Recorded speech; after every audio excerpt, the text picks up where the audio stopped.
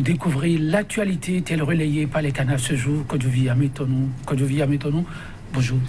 Bonjour Joël Todji, bonjour également à nos amis téléspectateurs. La tension sociopolitique née des élections du 28 avril, la dite élection exclusive, continue de focaliser l'attention. Et ceux qui sont à la base de cette tension sociale dont vous parlez se révèlent chaque jour que Dieu fait. Hier seulement, vous me demandiez, le chef de l'État qui appelle les opposants à ne pas brûler le pays. Nous avons apprécié dans sa juste valeur ses propos.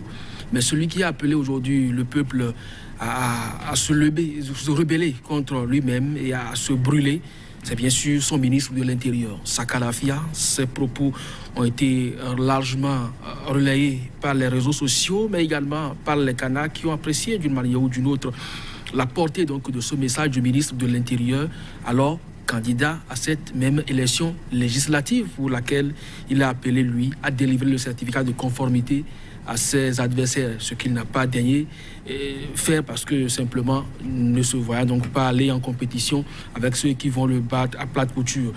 De toutes les façons, les évêques continuent pas à croire également qu'il y aura une élection inclusive. Ils sont montés au créneau, ils ont situé donc les responsabilités. Les acteurs politiques ont leur part à jouer donc pour ce qui concerne la paix et son maintien au Bénin aujourd'hui. Sans oublier que sur le terrain, ça va dans tous les sens.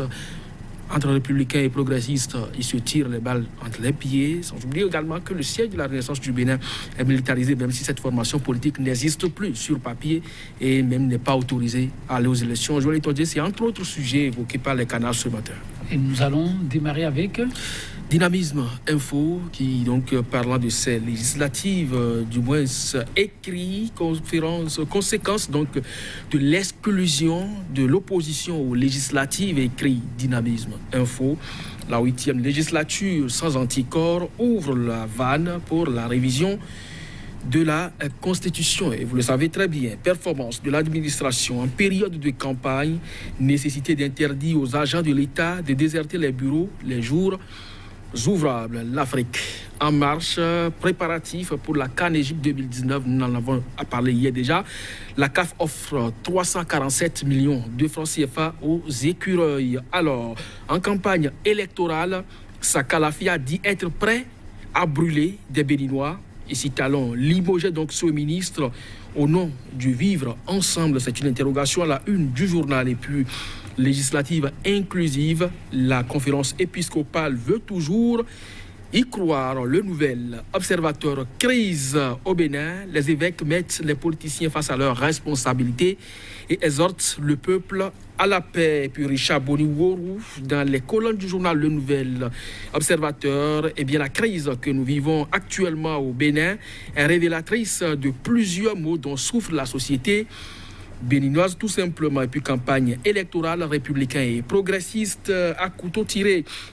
Et puis, derrière la volonté d'organiser des élections législatives exclusives, y a-t-il une idée dangereuse derrière donc, cette volonté, s'interroge le journal. Et puis, crise préélectorale, l'appel du président Thomas Boniaï au peuple béninois. Le journal Matin libre, cette fois, Assemblée nationale, le rapport d'activité de Humbedi en souffrance. D'ailleurs, il n'y a pas donc de députés pour se prononcer dessus. Législative de 2019, Sakalafia, fier d'être ministre, candidat. Et puis, exhortation au sujet de la crise électorale, affaire de paix ou de paix durable, s'interroge le journal. Et puis, législative de 2019, face à une situation inédite, le clergé recommande la prière et le jeûne. Point média pour terminer. Campagne électorale 2019. Les populations entre dégoût et colère. Et puis après ces propos belliqueux en pleine campagne électorale, Talon doit démettre Sakalafia, écrit et préconise le journal. Et puis résistance aux coups de force politique en cours au Bénin. Le siège du parti La Renaissance du Bénin assiégé par la police. Et puis turbulence électorale, Boniaï confie le destin du Bénin à Dieu. Merci à vous. Maintenant, nous allons démarrer par Point Média, le dernier quotidien que vous nous avez présenté, sortie médiatique du ministre de l'Intérieur, ministre candidat. C'est bien de cela qu'il est question Point Média, qui s'inquiète de la posture, comme bien d'autres confrères, du ministre de l'Intérieur, qui doit jouer plutôt les sapeurs-pompiers, mais qu'il trouve en pyromane. Je ne sais pas si vous avez suivi les propos. Je ne sais pas si c'est vraiment ministre, il faut l'appeler, ou candidat, parce que lui-même il a précisé, ministre Saka Lafia, ministre de l'Intérieur et candidat. Lorsqu'on prend d'abord le premier aspect, en tant que ministre de l'Intérieur, vous avez pensé qu'il devrait jouer aux sapeurs-pompiers. Je ne sais pas s'il l'avait déjà fait en amont. Parce que déjà, en s'interdisant de délivrer le certificat de conformité aux partis politiques qui pourtant remplissaient les conditions, eh bien, c'est qu'il est déjà artisan de la violence. Et il ne s'est pas caché, il a exprimé sur le terrain. En tant que ministre de l'Intérieur, on se croirait vraiment dans une forfaiture quand il dit que ceux qui croient brûler le pays seront brûlés en premier, et que ceux qui prétendent tout casser, ils auront beaucoup de fractures. Lui, en tant que ministre de l'Intérieur, oui, tiens, ses propos, c'est dangereux. Maintenant, pris comme candidat, individu, alors, comme toi et moi, Joël Itondi, toi et moi, on se demande sur quoi compte le ministre Saka Lafia pour tenir donc de ce genre de propos. Nous n'allons pas verter dans une certaine ethnicité, sinon on va l'apprécier autrement, ce monsieur-là. On sait donc de quelle localité il relève et quelles sont les pratiques donc, en la matière à ce niveau-là. Et quand il parle ainsi, il faut le prendre donc au sérieux. Et moi, je ne veux pas donc croire qu'effectivement, dans la République, il y a de ces hommes-là. Et je ne veux pas aujourd'hui rajouter davantage à ce que les uns et les autres ont déjà dit sur lui. C'est quand même ridicule pour la rupture, ridicule pour le pouvoir de Patrice Talon que l'on ait de ces agissements. Quelques jours, un peu plus tôt, c'est son cousin, on peut l'appeler ainsi, qui va constater des fautes mineures. Je veux parler donc d'Emmanuel Tiando au niveau de la Sénat pour apprécier la candidature, la validité de candidature des dossiers des blocs républicains et progressistes. Aujourd'hui, c'est lui, Saka Lafia, qui nous dit qu'il est prêt à brûler le Bénin, qu'il est prêt à fracturer les membres ou le corps entier des citoyens de ce pays. Si éventuellement il bénéficiait de leur soutien, il va apporter la voix de qui là-bas à l'Assemblée nationale? Des Béninois brûlés, à quel degré? Et des citoyens incapables de se mouvoir. De toutes les façons, on aura tout entendu et tout vu sous cette rupture, mais ça n'honore pas le candidat président Patrice Talon. La situation électorale, toujours avec Point Média, Côte d'Ivoire. Maintenant, c'est le siège de la Renaissance du Bénin qui désormais serait fortement militarisé. La situation a mérité quelques instants d'écrit de nos confrères de Point Média. Oui, ça c'est des signes de faiblesse, parce qu'on ne comprend pas une formation politique qui ne participe pas à une compétition et vous allez militariser son siège. Ça pose problème et ça interpelle aussi les consciences. On se demande si seulement les fauteurs de troubles entre griffes que la rupture est en train de voir partout et qu'on est allé chercher même à brûler ailleurs, s'ils se retrouvent au siège de la Renaissance du Bénin. C'est des signes de provocation. Rappelez-vous, il y a quelques jours encore, suite à un mandat d'arrêt international qu'on ne saurait juger, la femme de Liadi Soglo a été interpellée quelques heures à Paris, gardée par la police, puis relâchée après. On sait donc comment le président Soglo a été tourné en bourrique ici, lui qui a été rassuré de ce que d'une loi sur l'amnistie serait donc prise par le chef de l'État pour décrisper un peu la tension politique. Mais du jour au lendemain, on lui a fait croire qu'effectivement rien n'est possible dans ce sens-là.